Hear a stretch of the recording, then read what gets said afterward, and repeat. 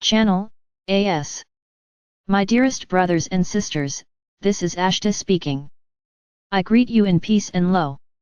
I deeply empathize with the people of Earth, and I understand that your suffering is currently too much. We have stepped up our covert actions and are sending the maximum amount of energy to Earth that we think you can handle. You may be noticing that the energies are very intense and electrifying right now. Humanity is undergoing a profound transformation right now on a deep, subtle, energetic level. It is still likely but not guaranteed that your lives will substantially improve and you will physically meet us in 2024 or 2025. I wish you could see how much of a positive impact you are making. It is likely much more than you are consciously aware of, and I would love for you to feel glad and emboldened and feel that your life has meaning, because indeed, it does. Hopefully after we have landed, we can show you how much of an impact you have made, even energetically, just by being on Earth. Today I feel privileged that I can give you another message. As with the previous two messages, my hope is that this will give you tools with which you can reduce your suffering. Because you can't avoid pain, but with enough spiritual growth and perspective you can avoid suffering. I invite you to imagine a cat that is depressed because some other cats are thinking thoughts that it disagrees with. Or imagine a cat that is angry because other cats aren't developing their awareness quickly enough. Or imagine a cat that is anxious because for years now it is primarily focused on hoping that a certain future will manifest, and it is waiting for that future to manifest. Wouldn't you think there is almost something wrong with that cat, that it is almost mentally ill? You might think, you're a cat.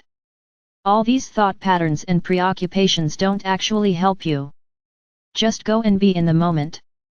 Do what is needed to maintain your body and your life, and then go and lie in the sun somewhere, or go play, or do whatever you want. Well, while you are certainly more developed than cats, I mostly feel the same way about the vehicles or lower selves of Earth humans, namely your mind, body, and emotions. Ultimately your soul is the one making the big decisions, and ultimately your soul is safe and can't fail here on Earth regardless. And also, your lower self has very little control over when us galactics will actually land. So there's no point to your mind being so stressed out and worried and always being preoccupied with the future. The point of your mind isn't to be worried and anxious all the time. It isn't even to maximize pleasure and your lifespan, or minimize pain and risk. The point of your mind is to experience the world and learn lessons and possibly be of service. So go and do that instead of worrying about the state of the world so much. Earth humans engage in all kinds of behaviors and thoughts patterns that either aren't useful at all, or that only become useful at a significantly higher level of consciousness than even the average spiritual person is. Section: Thoughts you might not want to go into. For example, judging other people isn't useful. You haven't lived their life, so how can you possibly judge them? Giving people unsolicited advice isn't useful, unless you have listened to them extensively first, far more than most people do, and have offered them plenty of appreciation and love first, far more than most people do. Pushing one side of some culture war or political issue isn't useful, if you do that with the attitude that your side is 100% right and the other side is 100% wrong. While certainly one side might be more right than the other, issues don't become permanent battlegrounds if both sides don't have at least some valid points or unaddressed concerns. So, if you want to engage in culture war or political issues at all, then first raise your level of consciousness until you can genuinely see both perspectives and can see the flaws and unaddressed concerns that both camps have. Extensively studying politics isn't useful, except if your calling is to do something with politics, and even then I would consider raising your level of consciousness first and doing something with politics second. That said, learning about politics a bit is fine, because that helps you with understanding the world you live in. Excessively studying intel or alt-media news or speculating when things might change also isn't useful. It's good to know how the world works in broad strokes, but ultimately it doesn't benefit you to know every detail about things that you have no control over anyway. And spending excessive time wondering when the galactics will land just means you're not living in the present. Worrying about the state of the world isn't useful, because the actual you, your reincarnating soul, can't be harmed. Not to mention that just being upset about the situation in, for example, Palestine, without doing anything about it, doesn't actually help anyone. For most people, I would recommend focusing mainly inwards, with some attention paid to the external world but not too much. Even if your ultimate goal is to improve the outside world, focusing inwards first makes you far more effective at improving the outside world. Next up, criticizing someone or telling someone they're wrong or publicly disagreeing with someone is useful in certain situations, however most people do that far more often than would be beneficial. Chasing pleasure and avoiding pain can be useful to an extent, because it can point to things that you need to have a more functional life, or things that you need to avoid so that you can continue to have experiences here on Earth. Meeting your needs is a valid practice. At the same time, most people are too focused on chasing pleasure and avoiding pain, when those things are ultimately just experiences. It's possible to just observe that you have pain, without going into it. Having all kinds of ideas about how you or how your life or how the world should be probably isn't useful, because your mind really doesn't have nearly enough information to evaluate these things.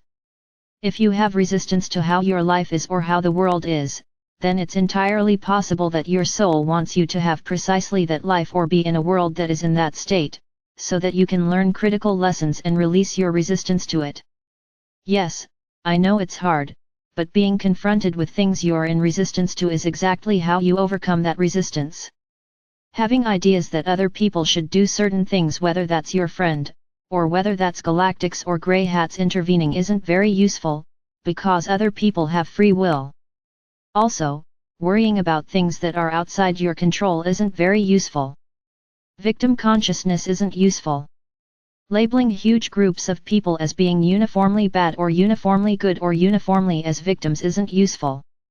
Trying to avoid things can be practically necessary. In some cases your vehicle is still a physical body.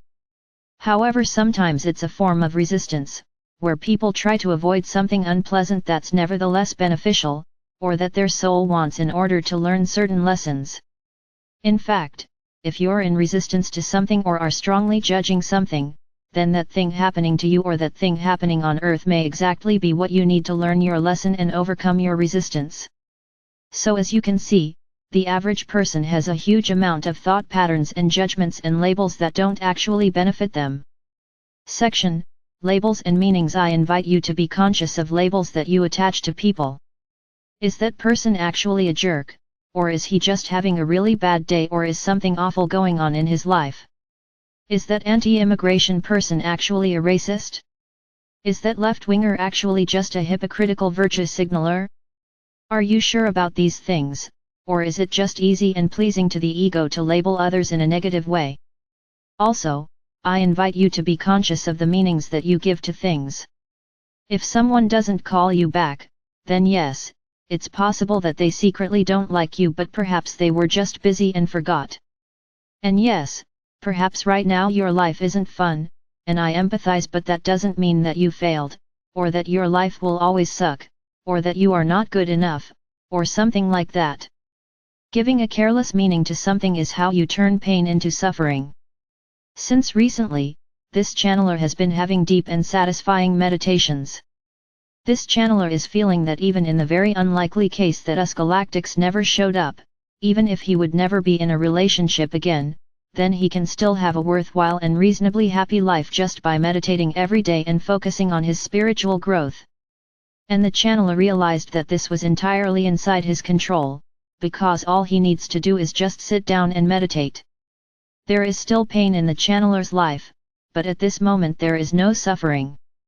This is an example of the kind of attitude that makes someone's soul go, okay, lessons have been learned, there is no need anymore to live in a dark, tough world. And indeed, the channeler has had the opportunity in this lifetime to individually ascend and leave his body.